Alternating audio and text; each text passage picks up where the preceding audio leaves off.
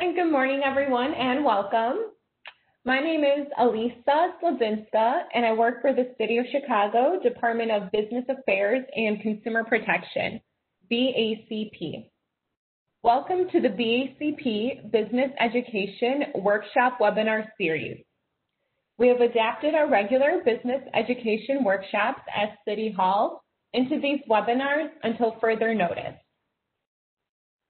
On behalf of our Commissioner, Rosa Escarino, I want to inform you that business licenses can be processed online where applicable by visiting chicagobusinessdirect.org. And I want to say that any websites or emails that I mention will be posted in the chat box, so you'll be able to reference them there. If you are part of the BACP Entrepreneur Certificate Program, you can get credit for joining this webinar by sending an email to bacpoutreach@cityofchicago.org. If you want to learn about the program, please visit chicago.gov/business-education. To help guide your business and employees during Chicago's reopening process, please visit chicago.gov/reopening. Also, BACP and the City of Chicago's Office of Emergency Management and Communications created Shy Biz Emergency Alerts. You can opt in to receive targeted emergency alerts for the business community. If you are interested, please visit chicago.gov/ShyBizAlerts. And we encourage attendees to ask questions. Please use the chat box and send your questions to all panelists. There will be a question and answer session at the end of the presentation. And once again, everything that I mentioned, the websites and emails will be posted in the chat box, so you'll be able to reference them there. And today's webinar will be Starting a Business Concepts You Need to Know. It will be presented by Cheryl Hudson Jackson with the YWCA Metropolitan Chicago. And before Cheryl hops on, just a little bit about a little background on Cheryl. Cheryl is the new director of the SBDC for the YWCA Chicago, located at the Woodlawn Resource Center. Cheryl has a proven ability to foster positive and productive relationships with entrepreneurs, establish businesses, and garner resources to bridge profitable results. Her expertise includes entrepreneurial training, employee relations, organizational development, staffing, and policy management. Cheryl has worked for well-known companies throughout her career, including Motorola, Quaker Oats, HBO, and 3Com.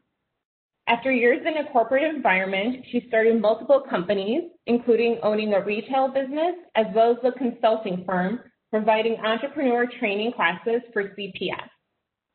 She continues to provide coaching to small businesses and startups.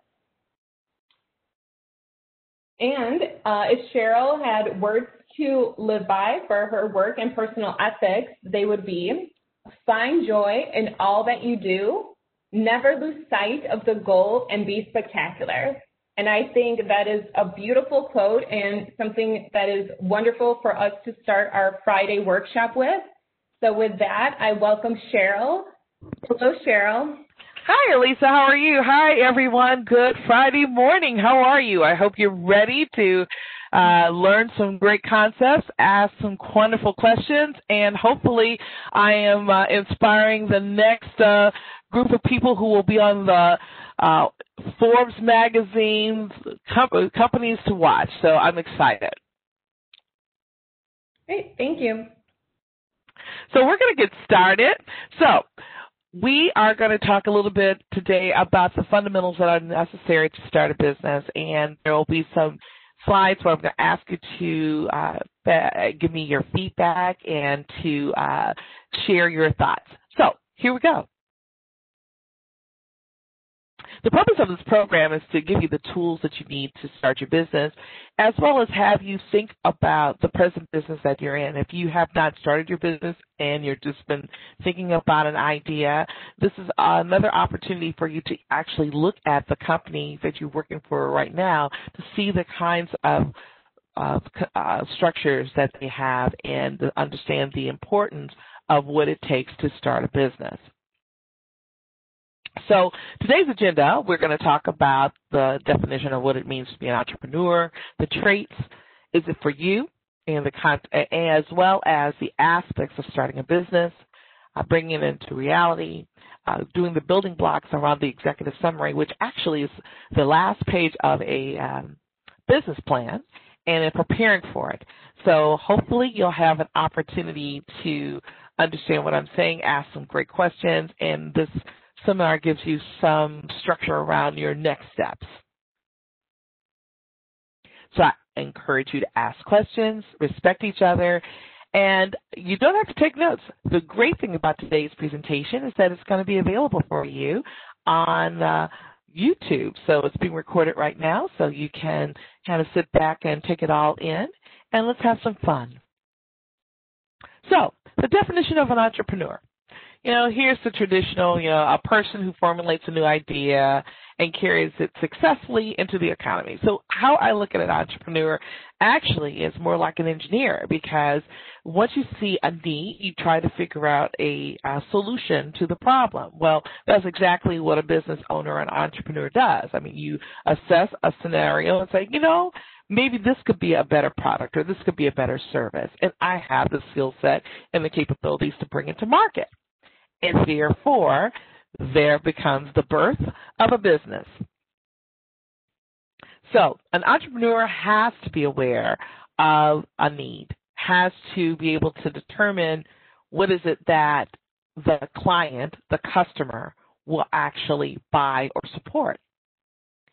And an entrepreneur creates a business enterprise to fulfill that need and understands the importance of the product or service and the demand, and has a better idea of how to bring it to market and deliver it in a way where there will be consistent business so that the business itself becomes successful. So entrepreneurs do things or do old things in a new way to change a business system. So, did you know that 600,000 new businesses are started and millions of others are dreamed up but never are brought into reality? And that the backbone of the United States economy is based upon small businesses, quite frankly. So, with that being said, the question here is, why do you think people become entrepreneurs? Well, one answer could be that they want to be independent. They want to be their own boss. They've had an opportunity to work either in corporate America or a nonprofit or just a standalone business, and they've decided that they have gained all the experiences and the foresight to be their own boss. So they're wanting to break into the entrepreneur way of life because they want to be independent. They also want more money. They want to increase their household income. This is where, the expression, the side hustle. There are individuals who actually have a 9-to-5 job, and they decide to have this great idea and kind of test the waters, and so they do a small business on the side to see if, in fact, it has the legs to stand on its own and be a full-throttle, totally committed business. Employment. There's often situations, and quite frankly, we're dealing with that now, where in COVID times, people have been laid off, so they've had to figure out how to reinvent the wheel, how to pivot themselves so that they can be able to have employment, to have income coming into their homes.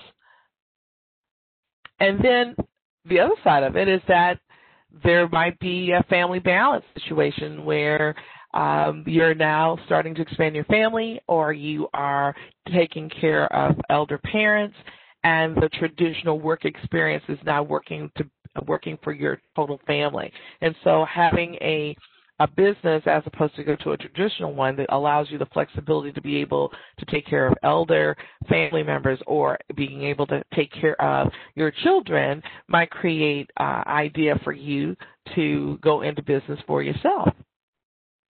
And last but not least, personal satisfaction. This is probably the most important component of this because it is through the satisfaction and through you being very committed to the business that's going to make it successful. So entrepreneurs provide an opportunity to create a job that makes one happy and makes you feel good about being in business and being you. So here's the quiz. We're going to use the chat box, and it's going to be true or false. So get ready to get to your keyboard, and here comes your question. So T for thumbs up, F for thumbs down. Most people who are entrepreneurs become rich. True or false?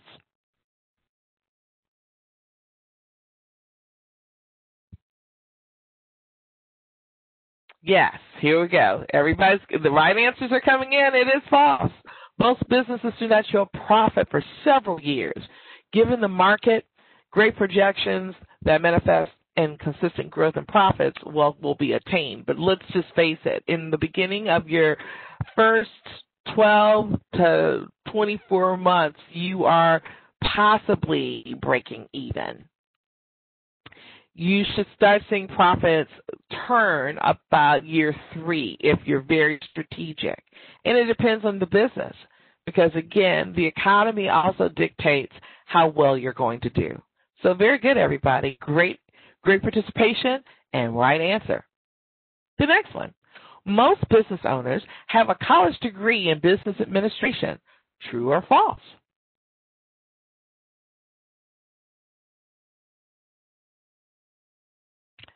And the answer is false. Many entrepreneurs do not have a college degree. In fact, they become an entrepreneur as an option of become an entrepreneur so that they can actually support themselves. I was sharing with Elisa a story of Dean Kamen. I don't know if that name is going to be familiar to any of you, but Dean Kamen is the inventor of the Segway, that two-wheel bike that you can stand up on and kind of ride all over the world with. Anyway, Dean has always been very inquisitive. He was a scientist at heart. He went to college, didn't really find that college was for him. He had an older brother who was a cardiac pediatrician, surgeon type person, and he was sharing with his brother that he was going to be doing some heart surgery on infants, and he really was trying to look for a smaller needle to be able to work with hearts. And Dean came up with that particular invention, and it was then sold to a company at the time called Baxter Travenol, now called Baxter, and it is actually the needle that is used in many of the blood sugar apparatuses for you to be able to gauge your blood sugar. He went on to do the Segway. He's gone on to do a program for young people as young as kindergarten all the way up to high school and robotics competition. And here's a young man who, found out that college wasn't for him. His mom was a teacher. His dad was an illustrator for magazine. His brother went on to get a very lofty degree from Harvard, but, he figured out what worked for him, and conversely, he's gone on to live very well. He's got a great big mansion in New Hampshire, and he gets around the East Coast in a helicopter. So I think he's done well. But he did not start off with a college degree. He started off with a great idea and being able to assess how to make those things happen. And that is a trait that all business owners need to have. Entrepreneurs can expect to make lots of money and work fewer hours in the first year. Well, I'm quite sure you guys will probably come in with a flood of, yes, absolutely, false.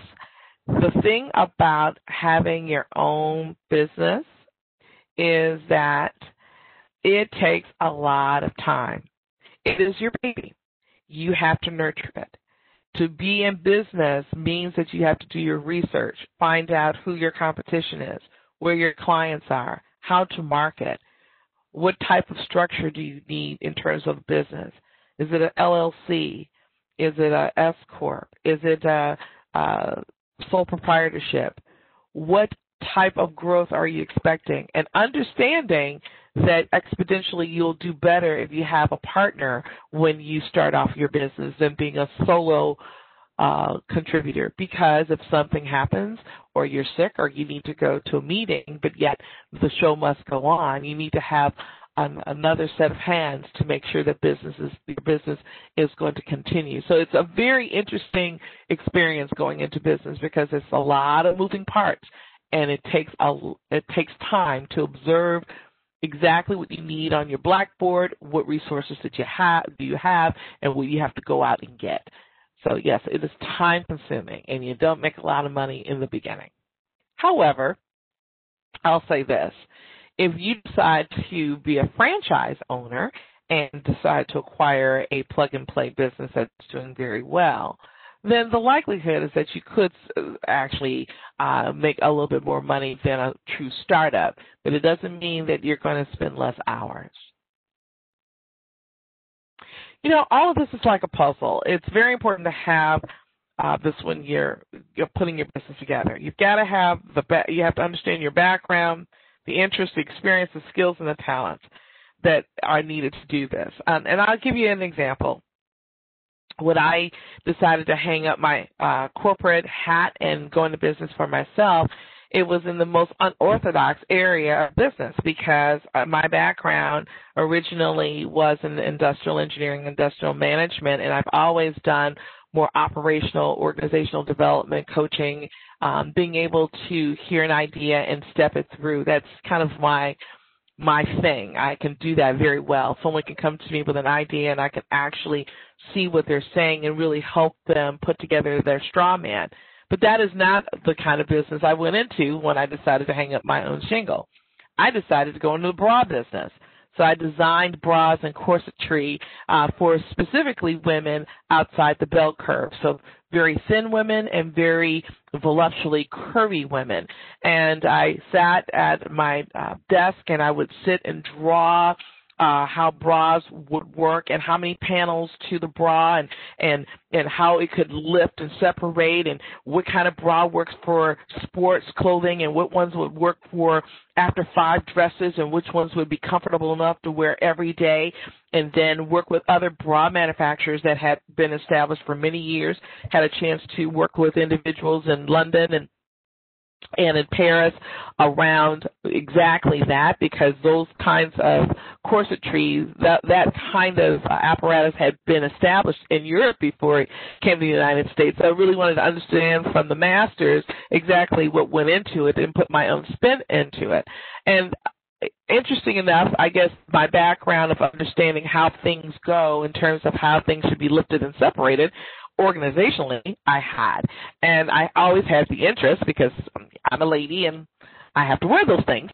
And my experience of understanding the lingerie business really came from watching my mother and her sisters and my grandmothers wearing these beautiful undergarments and how complementary it was to their outer garments and how lovely they looked. And so I was very interested in the concept of skill of being able to draw from engineering school. I had engineering graphics to understand and physics and understand how to create the actual pattern for a bra, and the concept of talent. Well, as you can see, I'm a very shy lady, so the end game of being able to ask the right questions and not being afraid to make mistakes, because that's how you grow.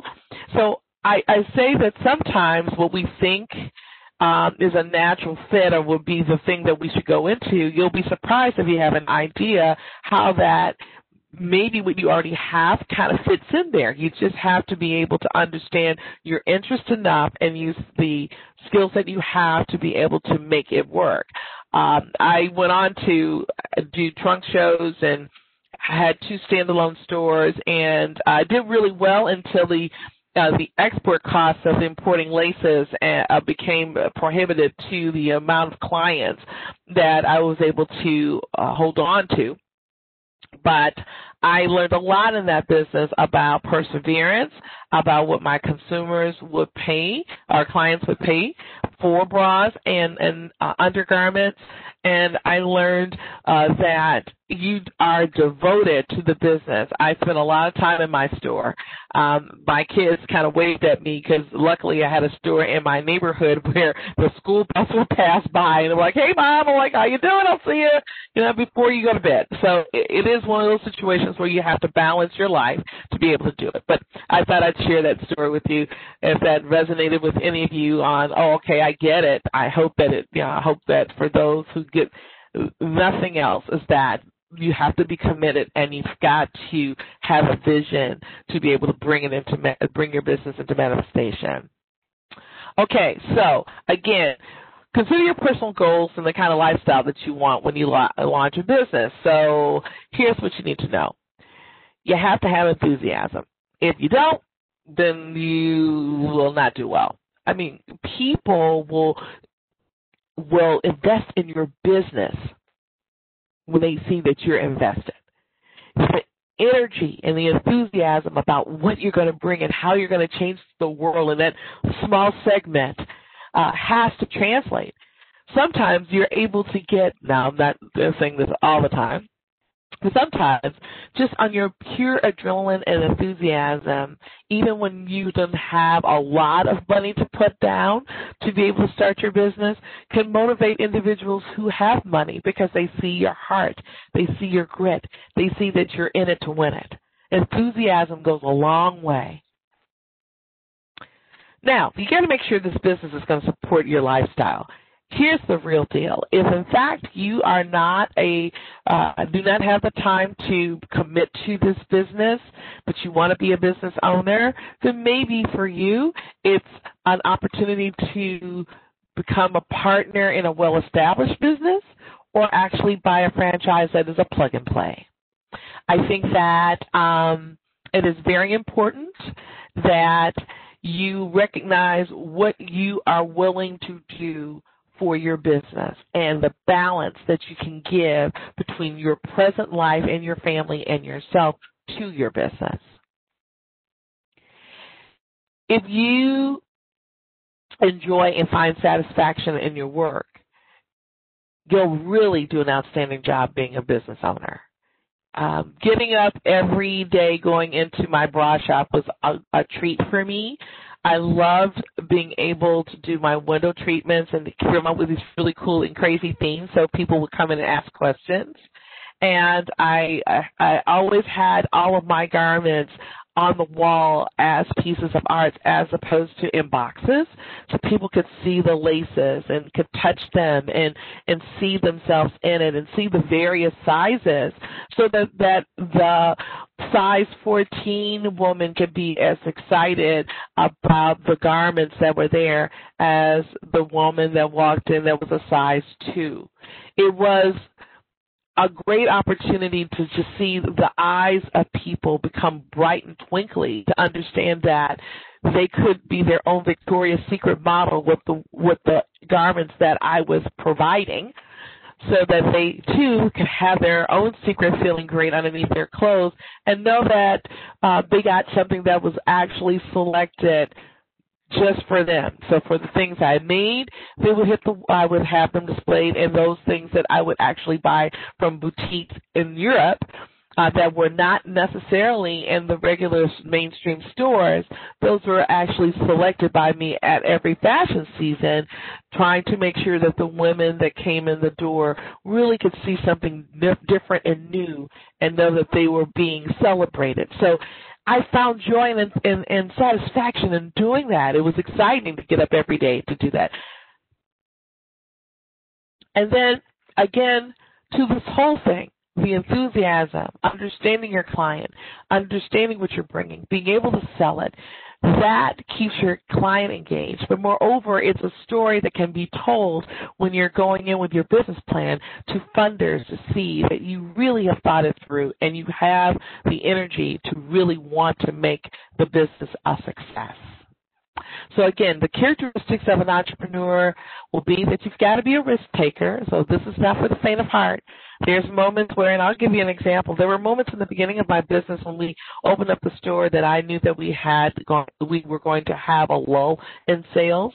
And so my pivot would be I would do the projections for the first quarter and determine what month is not going to do very well. And I would do a small trunk show for specific clients that I knew had friends that would actually appreciate a private lingerie shopping experience in one's home. And I would gather those pieces along with accessories, be it scarf and jewelry, perfume atomizers, those impulse items to round out the look and feel of the lingerie that I was providing, and go to these homes and set up a small boutique in a room that they would assign. And their friends would come and they would sip wine and they would buy.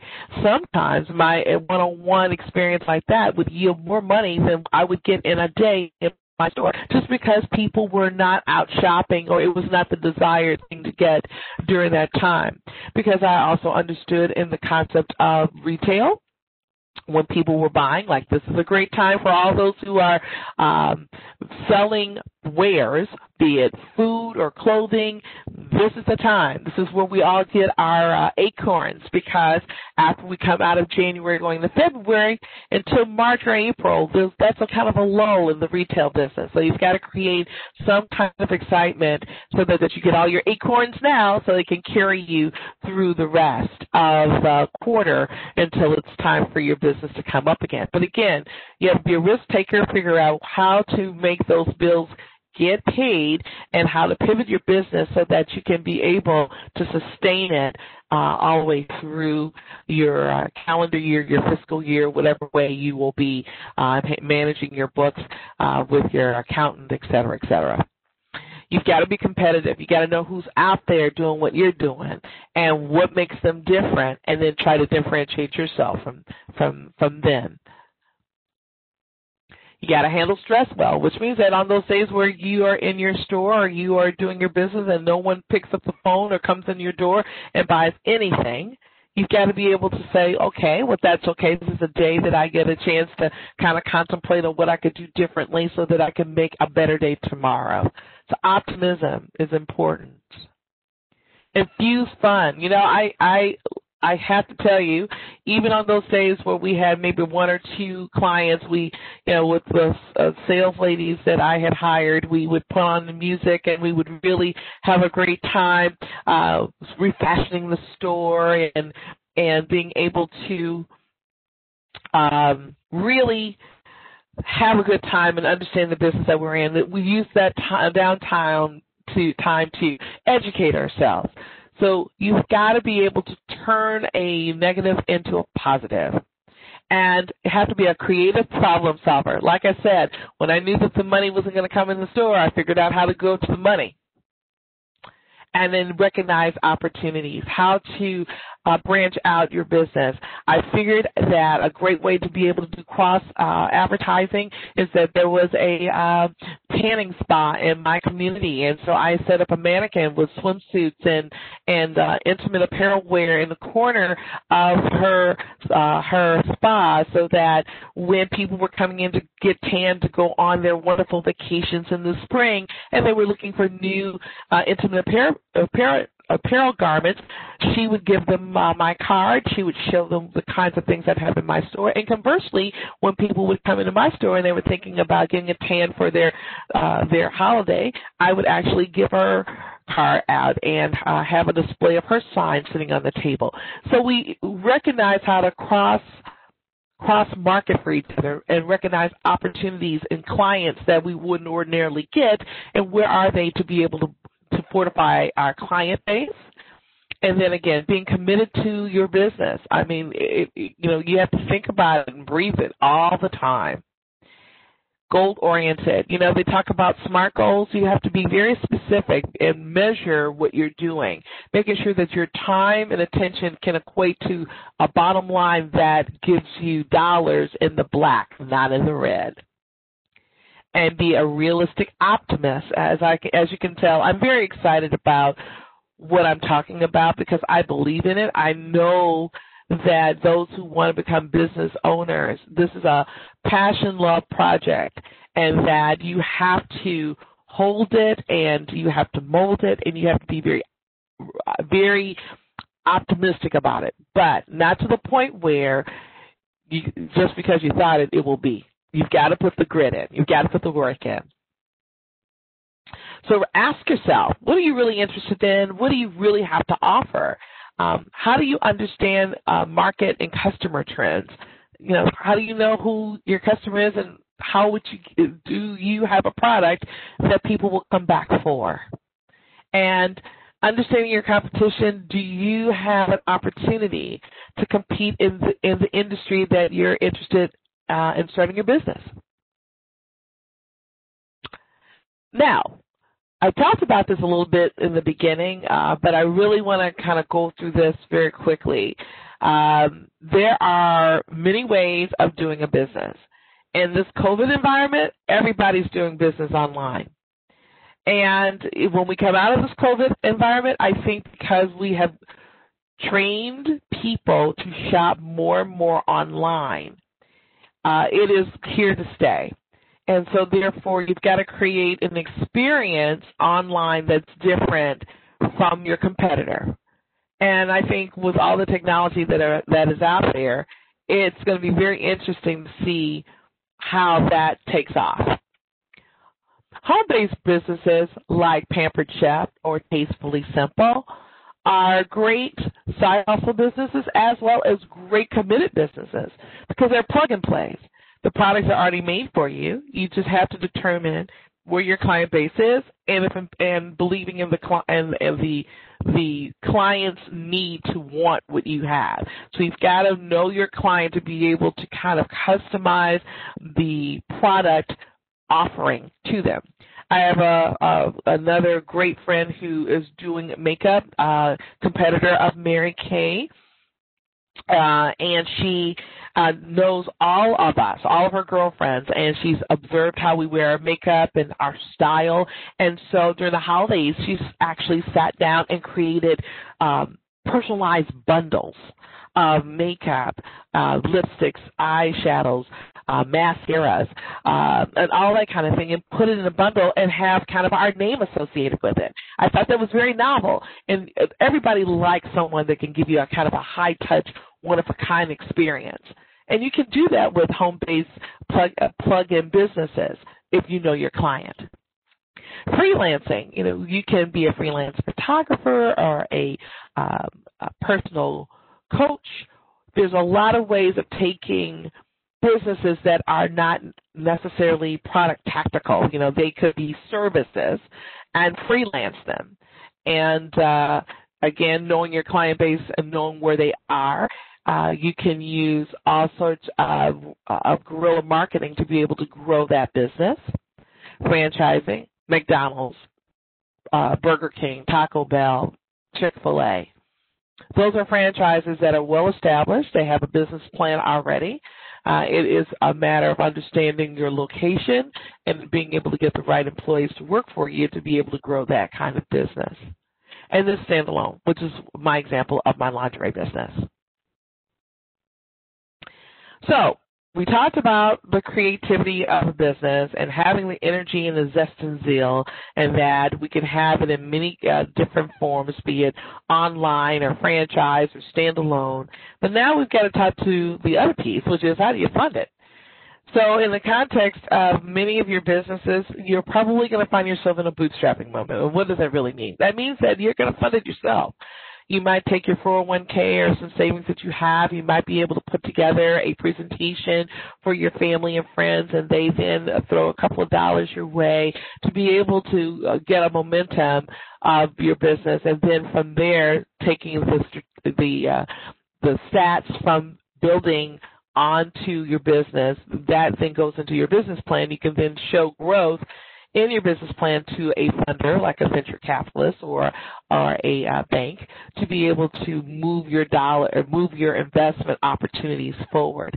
But in the beginning, sometimes you just have to fund it yourself. And sometimes that's not very easy to do, especially if you are already living kind of paycheck to paycheck. You're trying to figure out how do you eke out that money to be able to start something. So it does require you to actually look at your own personal finances, get your credit rating in good shape, being able to determine how much money is it going to take you to do a prototype, estimate who your client would be to be able to get the low-hanging fruit, repetitive business to be able to show some profit, and then be able to take it to the next level. And there are people who do crowdfunding. I mean, they actually do the presentation. I hadn't been turned on to it, but my husband actually turned me on to it. There was a camera business for video cameras, and they had done a larger camera for TV, more production media, and I went down to his office and I saw this really cool robot sitting on top of his laptop. I said, "What is that?" And he went on to tell me, he says, this company wanted to bring artificial intelligence that they were doing as a standalone camera for movie and TV production to video laptop. And I crowdfunded it, and as a result, I was able to get this. And this is what they are now taking to market. It is so cool. It's a camera that literally follows you with hand gestures. So he could do certain hand gestures where the camera zooms in, zooms out, makes him stay centered. So even if he's animated, he stays centered to the actual screen. It was absolutely outstanding.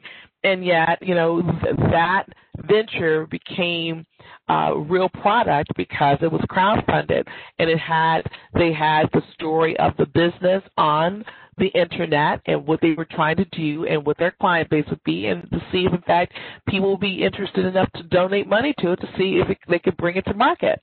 And as a result, I bought myself one for Christmas. So it does work. You've got to have a compelling story and a baseline of who your clients are and how it's going to make money. And then microloans. There are organizations that are out there that believe in small businesses. There are banks that will give microloans. And we're talking about loans that are about $50,000 or less and potentially maybe all that you need in order for you to really crack into your business and really infuse it with the kind of funding and resources it needs for it to move forward. So sometimes it doesn't take $100,000 to do the business. Sometimes it only takes $20,000. And that would make your business very attractive for microloans. I was talking about a business plan really early in my conversation, but business plans have a plethora of information in them. It talks about the scope of the business, why the business exists, who's your competition, what will you estimate the money, revenues to be, your expenses to be, et cetera, et cetera. And it all comes down to that last page, which is the executive summary, which is kind of like the cliff notes of a business plan. I believe in it because it gives you all you need to do your 30-second elevator speech pitch when you're going to get money. It has all the salient parts in it. It's like a movie that instead of you having to watch the whole entire movie, it's the true preview that gives you the beginning and the end. And I'm going to talk a little bit more about the concepts around it. So we talked about having desire. We talked about having motivation. We talked about visualizing your business. So all of those things go into an executive summary. And because, again, it is like the one page of your 30-second elevator speech.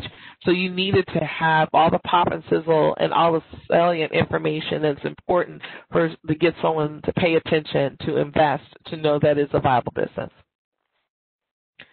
So that is the reason why we're going to do an executive summary first. And so I'm going to kind of talk about the skeleton of your business plan, which is essentially your executive summary. So this is what goes into it. It's your company. What is it? So ABC Company. It sells color colored pencils that don't smudge. The mission statement is to have art that stays in place. The mission is to be able to make sure that you're able to create artwork that does not take on its own life because it's smudged. Just something I'm just thinking off the top of my head. But the end game is to try to get you to think through it. The structure of this is that, how many people is it going to take you to make these pencils, the structure of how your organization would go, your target market, who's your ideal customer, is it artists, is it children in middle school, who are they? Who's your competition? I guess that would be crayon, because when I bring up colored pencil, I'm quite sure that's the first competitor you probably would think of. And the future of your business in the industry, well, I think it's probably going to have a lot of great influx, because nowadays everybody is coloring as another way of de-stressing themselves. I see a lot of adults on planes and trains and on buses or in cafes coloring in coloring books, and they often don't have the artistic muscle memory in their hands to be able to shade and color. And these pencils, you see, will help them to create this beautiful art without having to worry about any smudges. And then the banking relationship and information with investors, well, you can kind of line yourself up to how you would compete with any of the other colored pencil businesses that are out there, and then your financial data and projections, which would be how you're going to bring it to market, who you're going to market to first, what clients could you potentially get on board who would want your pencils. So I'm just kind of giving you, spitballing some ideas of how you understand what goes into an executive summary, which essentially is the skeleton to your business plan. So again, it takes energy, it takes focus, guys, desire, a fund to really sit down and say, this is going to be my business. What do I envision it to be? And use those critical components that I just mentioned. I'll go back to being able to look at all of these and fill in the gaps with all your energy and all of your vision, right? And then, understand it's a living document. I started off my business thinking it was going to be originally the broad business was going to be a consulting kind of thing. I would go in and make it kind of a Mary Kay model of selling bras. But the more that I had my trunk shows and realized the business expansion that I could have and how much more easier it would be to have a brick and mortar and bring people to it and give them an experience, it changed actually the way I went at my business plan. And I recognized as the business started to change and ebb and flow, I did those tweaks and changes to my business plan because it's a living document. It has to be agile because your business has to be able to move and meet the needs of the client and the financial landscape that you're dealing in. So, you're going to build a skeleton of a business plan, and the questions that you need to ask yourself, what product or service will your business provide, and how does it fill a customer's need? What's your competitive advantage? Who's your target customer? And what are the goals you have from your business? Are you going to ask for money? If so, how much will you need from either an angel investor or family members to be able to launch your business, and how will you use it? It's easy to think about this stuff and then get really overwhelmed by it. So the easiest place I find that you should focus is to think about the market research that basically makes your business a business. So after all, when you think of business idea, you're going to spend hours and hours trying to create this business and get it to market. You need to be able to make sure that there's a market for it. So small businesses really need to understand how you go at the process of bringing your business to market, and that there are people out there. Just because someone says, oh, man, that's a great idea, doesn't mean it's really a great idea. You need to test it. You need to find out who will come and who will continue to come to sustain your business. So marketing research is very, very important. It's an activity that's actually pretty easy to do. Market research is asking a question about anything. For instance, when I teach this class in a more face-to-face environment, I ask questions like, what's the better tasting chicken? Popeyes, Kentucky Fried Chicken, or Chick-fil-A? And tell me why. And it's interesting, just that question alone is a market research question. I like Popeyes when it's hot because it's crunchy and it has this great seasoning. I like KFC because if it's cold, it's a cold seasoned chicken. It's good either when it's hot or cold. I like Chick-fil-A because it comes in bite-sized portions. I'm not buying a whole lot of chicken that inevitably I can't eat. I get exactly what I want. So there's so many ways that they'll come at answering that question, but it gives you the nuances that you need to know if you're bringing a chicken product to market, because you get a chance to find out from the various comments exactly what people are thinking about when they are buying chicken.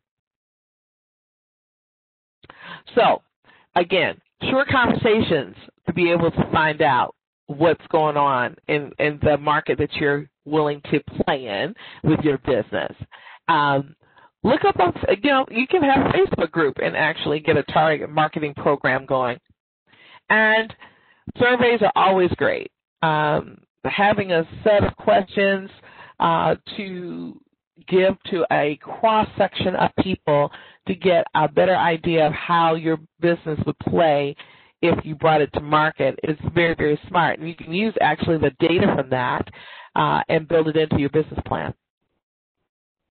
So the importance of market research, there's 7 reasons, and I'm just going to go through them pretty quickly. It's easy to spot business opportunities when, in fact, you do market research. You can test new designs. You can launch your products before really going to market. You can form partnerships with this particular experience. Prime example, when I started the lingerie business, I also had an opportunity to put a bra mannequin, lingerie mannequin, in a ladies' boutique in Elgin. And when the ladies would come in and buy clothes, they would see the intimate apparel and say, well, are you selling that? And the owner said, no, but there's this new startup business. Let me tell you a little bit about this young lady, and gave out my card, and that actually started to build my database of clients. You've got to be able to create a profitable order upgrade. So herein lies, what this really means is that you need to be able to have add-ons to your business. If you made cupcakes and you're a cupcake business, maybe there's an opportunity that you can do a breakfast muffin, because the concept is the same, it's just less sugar. It's an opportunity of trying to appeal to a wider audience without reinventing the wheel. How do you get more out of what you're doing to be able to cross over to be attractive to a broader base of clients? So, I would also say that, finding other collaborations and other opportunities to be able to target your business and so a good example of that would be, and I'll still use this lingerie business, is that when you recognize that women will need support garments to do athletic activity, then you now can figure out how to seize that moment. So not just having a lingerie store standalone was important, but it was important to be able to target health clubs. And so I had a chance to have a couple cards there talking about the importance of having a sports bra and how that worked. I mean, you find utility in your product and figure out where that client is, and then try to make sure you can do targeted campaigns to be able to move your business.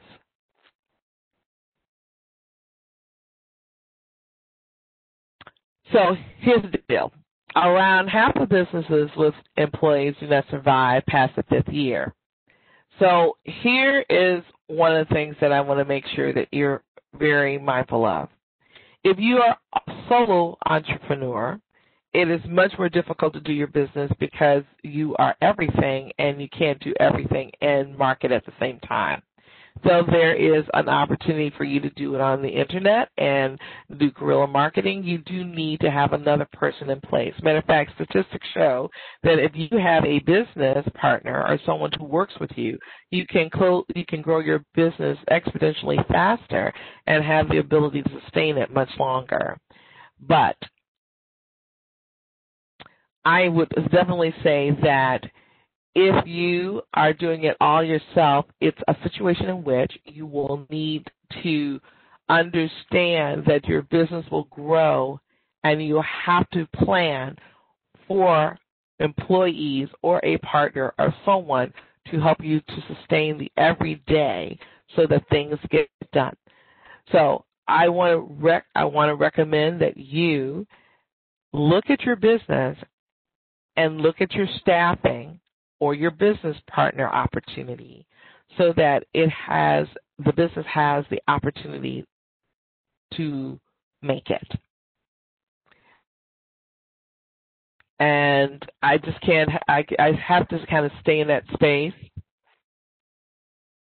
because I think that many businesses that I've had an opportunity to work with, if it's a service, it's been easier than those who have products. That product is a really difficult one to move. In fact, if you don't have the opportunity to leave your facility or leave and go market, and yet the product itself needs to be manufactured. So it's a very interesting sticky wicket. You definitely need to understand your business structure in order for you to appropriately grow your business. So the way to make sure your business survives for longer is that you have to have a steady stream of sales and customers, which means you need to do market research and you need to have feet on the floor to actually promote and tell your story to create the customer and the buzz so that you can be able to create and sustain sales.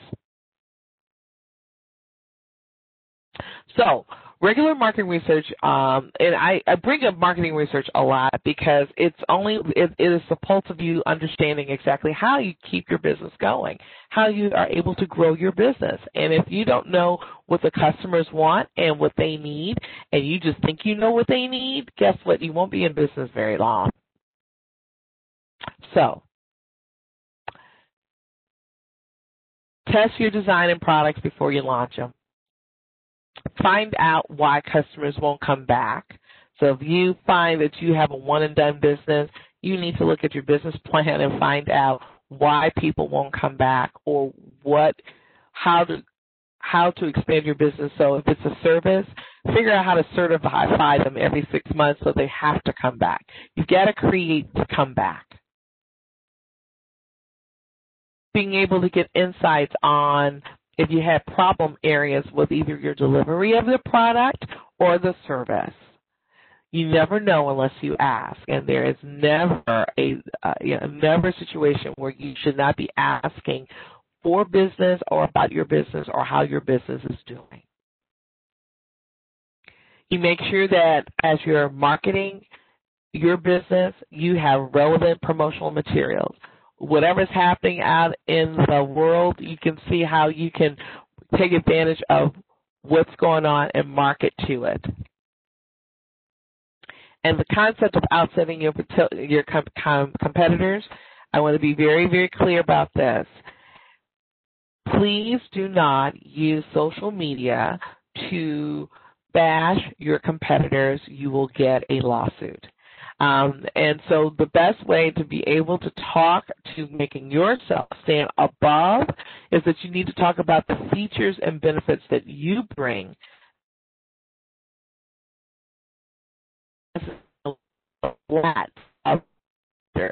You need to want positive execution of how great your product is, and not necessarily on how bad your competitors are. And make sure you target your dissatisfied customers. They give you a lot of really rich information that can help you very quickly turn a product around to something that's fantastic. And quite frankly, those dissatisfied customers, when you ask them why they're dissatisfied, and the fact that you took the time to lean in and find out exactly what it is that they did, that you did wrong and that they mattered, literally can turn out to be a customer for life. So market research should never be underestimated. It is the simplest way for entrepreneurs to keep up with the market trends and be able to be competitive and grow your business. So the purpose of this program was to give you tools to pursue your business on your own and to create a business that has purpose, that will create wealth and impact and create an economy that you can be proud of, that you contribute to. So I want to talk a little bit about some of the classes that you can take from us, or you should be looking for, which is a business concept class. So today we really talked about the characteristics of an entrepreneur and how to cultivate business ideas, how to explore other options of doing business, and funding sources. We could go into a little bit more deeper, but I wanted to kind of keep it high level so that we can get into more details later in your Q&A. Website creation, we have that, and these were classes that we offered in November, and we're offering them in December too. But the website creation is very important. If you need to have a web presence, it's almost imperative now. Understanding customer relations, how to not only create a customer base, but how to keep them, and also how to brand yourself and do your own public relations. Operations and finance, we talk about, your point of sale system, how to find funding, how to keep up with your financials, how to look at your present financials to be able to grow them and be able to present them in front of a funder to get more money. Then we have a class that's on organizational effectiveness, which is very important because you need to understand the legal issues, the complexities of how to set up your business, finding the right employees. And then if you are going to look to do business as a minority or woman-owned business, what's the certification requirements that you need to be able to get the certification so that you can compete for grants and dollars and cents that are available at the state and federal level.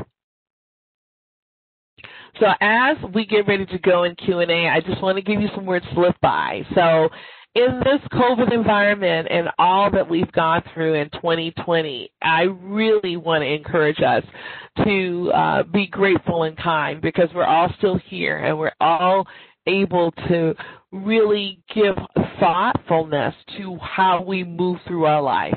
And so we have to let go of the things that we can't control or change, and we need to listen to each other, be productive but calm, breathe, because it's so often that we get caught up that we forget to do that.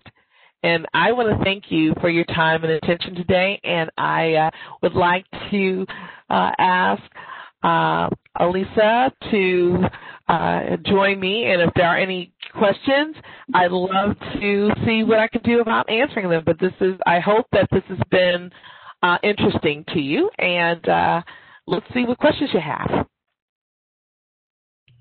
Thank you so much, Cheryl, for lots of good information. I love how you used your personal experiences to kind of guide our attendees. So thank you so much for sharing that with us. We did have some questions come in. First and foremost, I do want to mention that this webinar is being recorded and will be available on our YouTube channel, which is youtube.com/Chicago BACP, and that was posted in the chat box just now. And if you look at the chat box, that's actually where we want you guys to send your questions. So if you have any questions for Cheryl, please send them in the chat box. First question, Cheryl, would you recommend buying a franchise or starting a business from the ground up? Well, it all depends on what the business idea is. So I would definitely tell you that for individuals who really are looking to be business owners and not necessarily wanting to do the ground up work, franchise is definitely the way to go.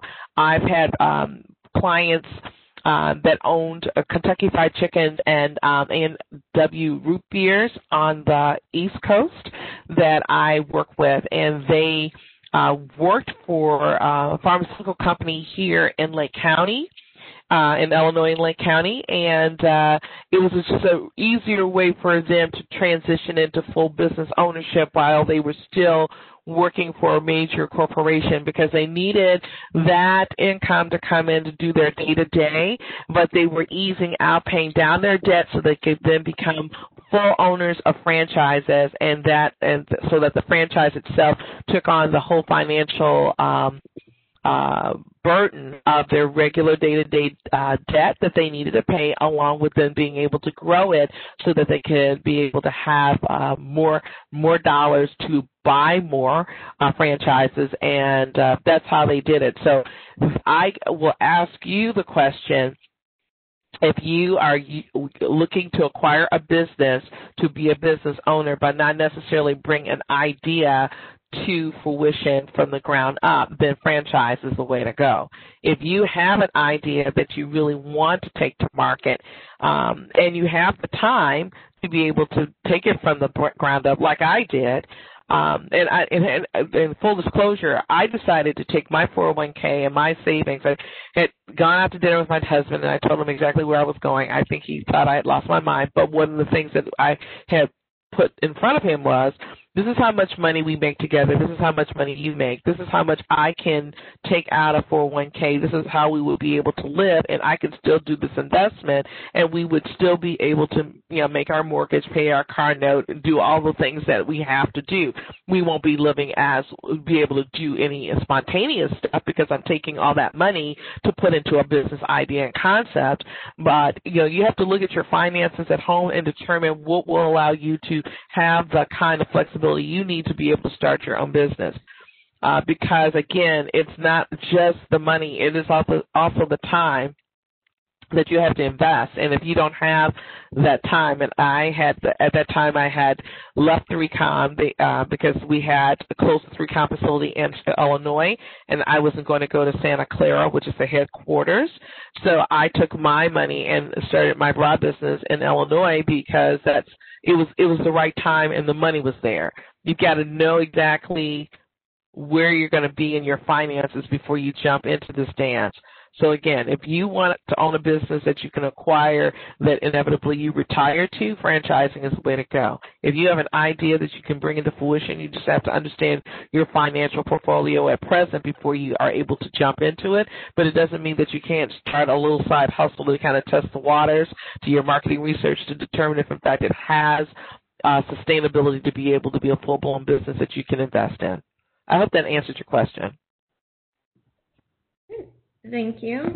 And this question is more for BACP, asking how can I obtain a business license in order to sell on the street?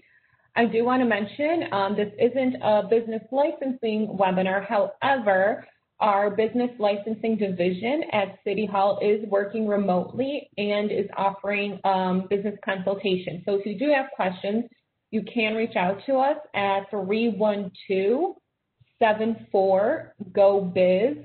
I will post that in the chat box. We are processing business licenses. You could also visit chicagobusinessdirect.org, and that was just posted in the chat box. Question came in. Can you put up the information about the YWCA workshop again, Cheryl? Okay, I sure can. And I'm so sorry I did not put in this one the latest and greatest dates for December.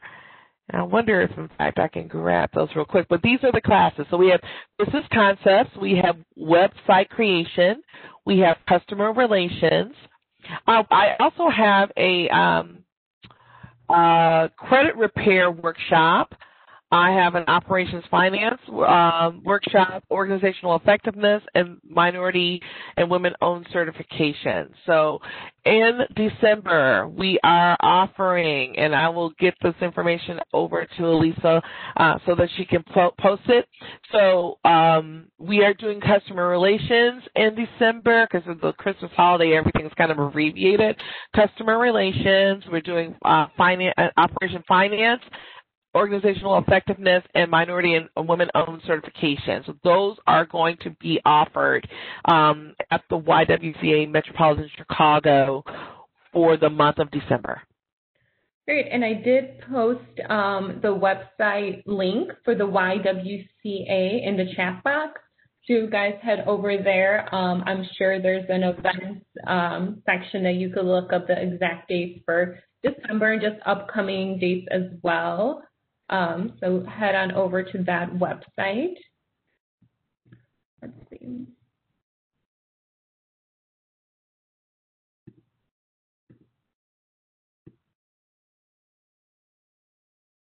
A question came in, what kind of market analysis tools would you recommend? Honestly, in the beginning, I am going to tell you the best one I have ever used, honestly, is the one that I created myself. I went out on the internet and I started looking at different marketing resources and tools that are out there and how much they cost. And at that particular time, they were not, it was not cost effective to do that. And so I actually called another friend of mine who did marketing research for a major company, and I asked, what did she think I should do in terms of buying? And she said, you should just create what you need and put it out on SurveyMonkey and use your client base to be able to give you the information you needed. And so that's exactly what I did. So what I would ask you to do is understand the real essence of your business. So let's say if it's a basketball that glows in the dark, you know, your questions basically would be all around that, and with client base that you know that would actually want to buy it. You would then ask all the nuanced questions and have them send that information back into your own statistics around the information you get back from the questions. It's easier to get that, put it in a Microsoft Suite kind of pie chart and incorporate that in your business plan than it is to actually go out and buy anything. So it's more of I would say go guerrilla first. Great. A question came in about workshops on writing a business plan. Cheryl, I'll say some information that BACP offers, and if you could then chime in about the YWCA. Okay. So honestly, first and foremost, December is actually National Write a Business Plan Month. So today's webinar touched a little bit about business plan elements. We have one next week and the following week about an extensive business plan and writing a short business plan. And I'll put our calendar information in the chat. We've also partnered with For Chicago in the past, who offers business plan writing assistance. Cheryl, anything from the YWCA? So what we then do is we do one-on-one counseling, especially for those who are part of the Small Business Development Center, and we take your business plan and look at it and then give you feedback on its viability and how it would stand up, especially if, in fact, it is going to be presented for funding. So we do a one-on-one counseling as opposed to do the true writing of a business plan. We tell you the format of how it should be done. We're able to kind of look at what you do, your straw man, and help you fill it in, help you put some meat on the bones. And so that's our way of getting at it. And Cheryl, for that service you just mentioned, does someone need to have a fully fleshed out business plan to get some guidance, or can they come in with a few ideas, sentences? What level of business plan can someone come to the YWCA with? They can come just with the ideas and a few sentences, and we can go from there. Oh, that's great. Question came in. What was the product you mentioned that was crowdfunded and bought? A camera of some kind. So and I'm trying to figure out, it's Orbot. Orbot is essentially, I think that's what it's called. I can't remember the full name of it, but it was it is a camera that actually is a floor-based camera that they use to be able that has artificial intelligence that they can actually do hand signs for, and they wanted to take that particular business and bring it to the regular consumer like ourselves that are at home now with cameras built into our laptops. And like, for instance, right now, I run a screen and a computer at my desk. But the computer at my desk is a very small one, and it's in the corner, and I need a bigger monitor to be able to see. And so this camera is going to be able to help me diffuse and transfer the actual lens experience to my monitor and give me the AI opportunities to do everything as if the camera was actually built into the monitor. And I think it's called Orbot. I cannot, and I was looking around because my office is upstairs and my husband's is downstairs, so I was trying to figure out if his door was open so I could go, hey, sweetie, what's the name of that company again? But what I'll do is I'll find out later. I'll find out exactly the name so that I can give it to you, and who asks the question, I can at least get that information for them. Another question came in, and I believe you guys get this pretty often. Are the YWCA programs for women only? Oh, God, no. It's for everybody. Though the mission is empowering women and eliminating racism, we believe that the only way that we can empower our empowerment of women is empowering families, husbands and children alike. Our programs are from cradle to grave in terms of our child care referral services, our CDA certification programs, our workforce development programs, our ability to provide meals at several of our facilities for those who are food deprived, to entrepreneurial services. The Y provides a myriad of programs that are for everyone in the community. I'm very proud of the YWCA and its presence in the state of Illinois. I originally came from the YWCA Lake County for 8.5, almost 9 years before transferring to Chicago. The one in Lake County is 98 years old. The one in Chicago is 140 years old. And the Chicago YWCA is the third YWCA that was actually launched in the United States. The Y started in England, and it came to this country first to Boston, then to New York, and then to Chicago. And it's always been about supporting women, but supporting families, because when you support a woman, she's able to take care of everyone. So our programs are for everyone, but with a true essence of empowering women and eliminating racism as our mantra. I know that question comes in quite often for you guys, so I'm glad you addressed it. Another question is, I would like to use a survey. However, I have questions that in order to get the information, I need to support my business. That questions I need to ask might give away my idea. What is your opinion? So I definitely understand that. You want to guard your ideas because they're your babies. What I would say is that you need to probably use maybe you can use a product that's already in the market and work the questions around it. So let's go back to chicken. If you're going to bring a a roasted chicken business to the fried chicken competition, one of the things you might want to say is that my questionnaire is going to be on chicken. First of all, do you like fried chicken? Yes. Do you know the difference between fried chicken and roasted chicken? No. What would you do how would you feel if I could bring you the flavor and the crispness of a fried chicken in a non-caloric, less greasy method? Would you be more inclined to buy it? Yes. Yes or no?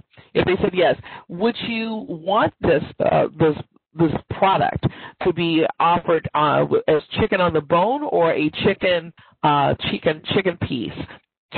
Let them answer. Would you like that to come with as a la carte, a sandwich, or a meal? I mean, so you see where I'm going. You take the thing that you are about to bring to market and do a contrast to your competition and let your competition's product be the baseline of getting your questions answered. Does that make sense? Okay.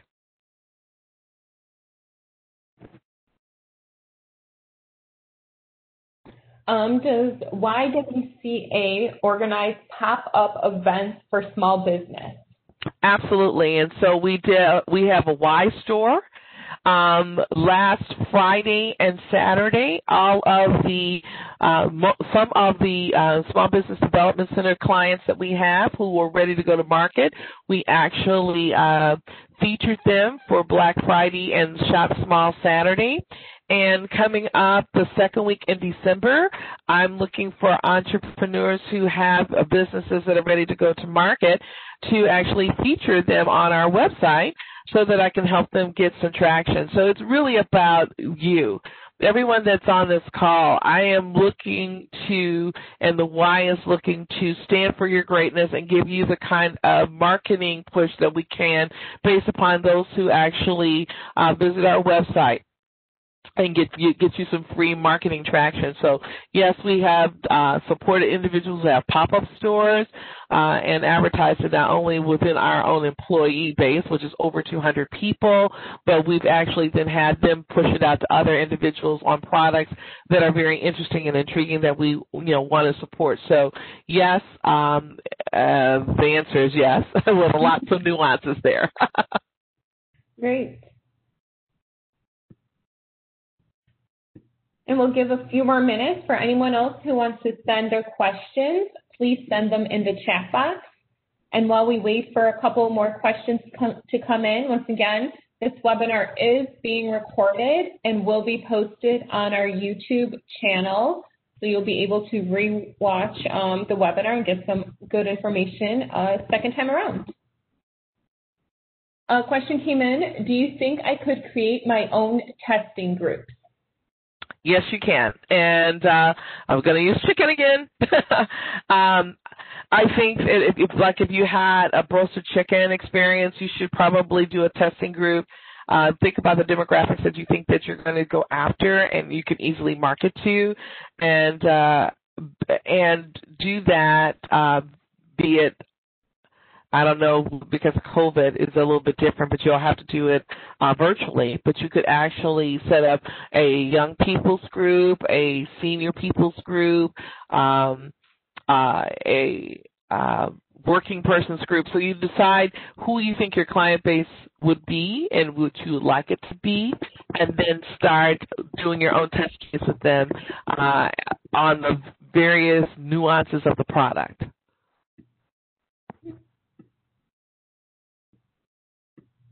This person already asked a question in relating to guarding your idea, but wants to know about guarding your idea when presenting to a financial institution. Should they do anything different than when doing surveys? So inevitably they're going to, and typically when you take your business plan to a bank or to a funding source, I mean, clearly your business plan will have that the information that they're about to experience is confidential and is ownership of you. So any situation in which they would disrespect that honor or not honor the confidentiality, literally they are legally bound to keep whatever they hear from you in that room and not utilize it for themselves. So you don't have to be quite as guarded when you're going in to have conversations with financial institutions. They're not going to, and they hear business plans and ideas all day long, so you need not really worry about that as much as making sure that anything that you do write in your executive summary and your business plan, it should have confidential on it, and it is the sole rights of you. That should always be down at the bottom part of the margin on every page. Yep.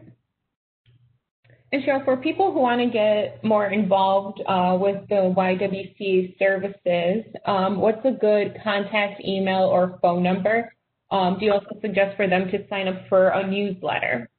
I will ask everybody to go out to the YWCA Metropolitan Chicago website. There's opportunities there on how to become part of the organization, be it volunteers or want to become a member and take advantage of the classes and programs that are there. So it's all out there on the website. Perfect. And the website was posted in the chat box. It is ywcachicago.org.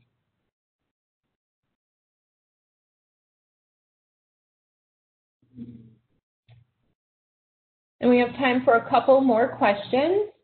First question is, did you take your lingerie to a distributor or did you first create the garments?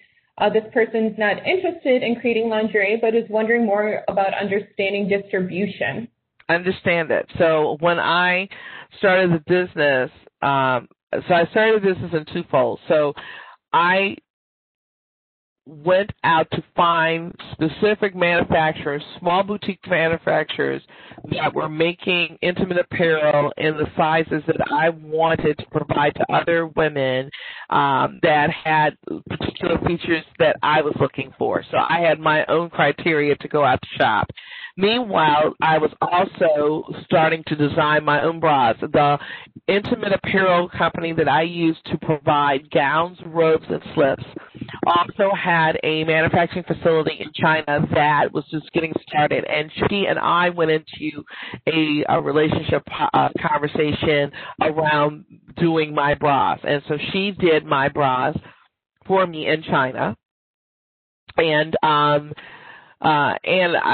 worked out a deal with her in terms of concept of how many pieces, because the end game is that in a lot of the manufacturing world, you have to manufacture quite a bit of volume in order for you to get a reasonable price point.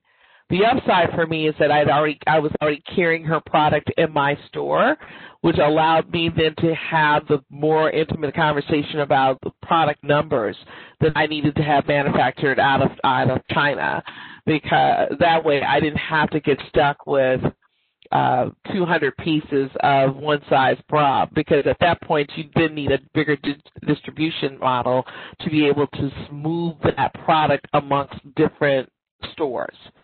And majority of the manufacturers in intimate apparel were used to doing that. So the Waco, the Bally, the Warner, all of them are used to doing major volume, like 5,000 pieces of the same size, which was not my business model. I couldn't move that. So I had to get in business with someone who could actually take care of a boutique size order. So that's how I ended up doing it. And but I also ran parallel other manufacturers who did comparable bras that I liked in the sizes that I was willing to do. So I went as far as a 32 AAA all the way up to a 58 double J. So I did really everybody outside the bell curve. If you could get your bra at a Kohl's, Macy's, a Marshall Field's, a Carson's, JCPenney's, that you were not necessarily my client, though I had your bras, I was going after those who are so ignored that was my client group, and so therefore the distribution of that I had to be very mindful of, because those individuals needed to seek me out in order for them to know that I exist, and so I did a lot of cross marketing with other small boutique lingerie stores to be able to work that out. Great, thank you. Unfortunately, we don't have time for additional questions. However, I did post the YWCA website. If you head on over there, like Cheryl mentioned, there's a contact information at the top. So you could send in questions directly to the YWCA in terms of finding out more about their resources, business plan, events. Events are also on their website at the top. How to help, click on events.